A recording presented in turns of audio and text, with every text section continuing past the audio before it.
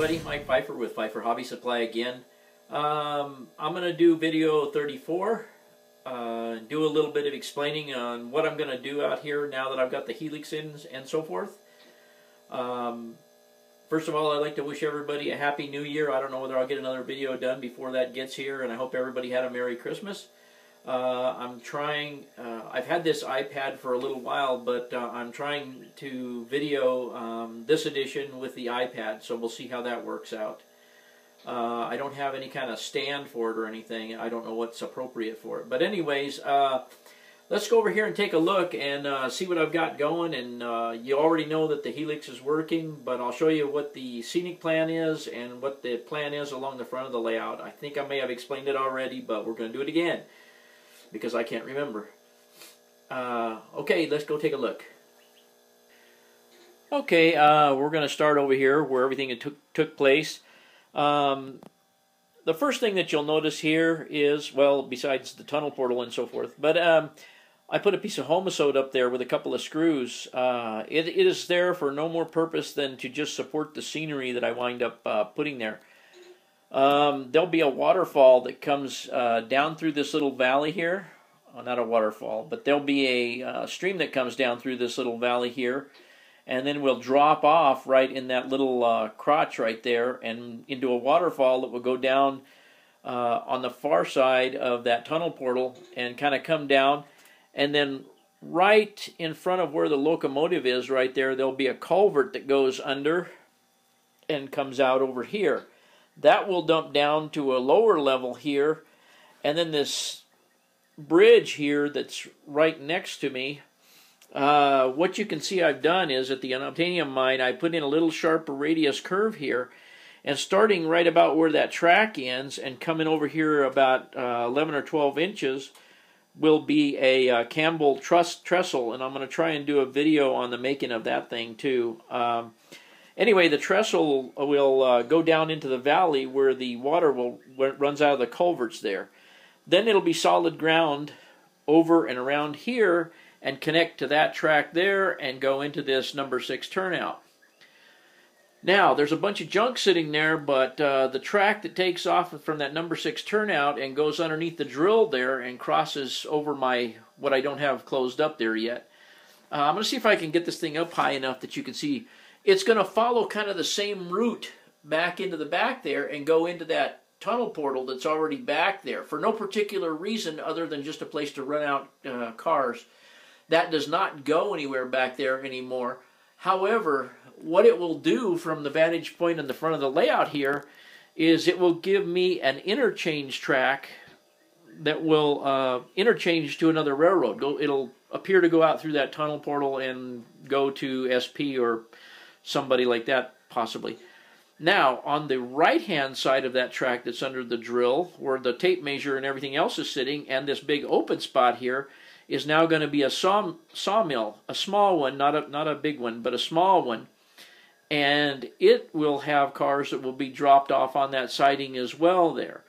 Then I'm going to move the oil depot that's over by the turntable will be moving over here where the box factory used to be, which is on this siding here. So that'll now be the oil plant. And then I've got a couple other changes I want to go over, and I'll show you a couple other things, and we'll wrap this thing up pretty fast tonight. Okay, I'm trying to get used to this iPad. I'm trying to one-hand it now, and so I can do some pointing and so forth. But anyway, back here in the back, I spent a considerable amount of time working on the Woods Furniture building back there. It's going to come out, and also the Schmelly Meat plant over there. You can see the cattle pen and the and Schmelly Meats there. Those two buildings are going to come out of there, and I'll replace them with some other generic DPM building or something. But those two will move up here and become industries in this area here, where these tracks, these yard tracks are going to come out of here. Where the little engine is sitting there, there's going to be some turnouts on that piece of track there that are going to come out here and actually feed these industries that will be placed here on the front of the layout. I'm hoping that the Woods Furniture and the meat packing will probably go in this area here. There'll be a turnout over here, or possibly a Y, if I can get over here. Just beyond this turnout here, I'm thinking about putting a Y in, and hopefully that Y would connect with that track over there, and then the other leg of the Y will make a curve and come around this way, and then the Woods Furniture and the stock pen, or the Schmelly Meats, will be over here.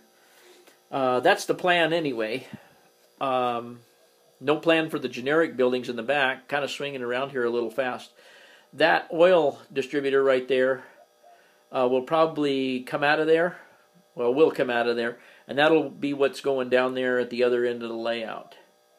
I may also decide to put Woods Furniture over here in this location as opposed to the other one, but I'm not real sure yet. But the idea, or the whole plan of this is, and you already know that part of the plan was to get the 6 staging tracks underneath, but to get rid of all this trackage that's above board here out in the front, as much of it as I can, and try and unclutter this and put in some other industries so that there's more switching to do. The layout was originally planned to do running when customers showed up and stuff, but which it has done well, but it lacks a bunch of places to move cars to and from. So I'm going to try and rectify that situation.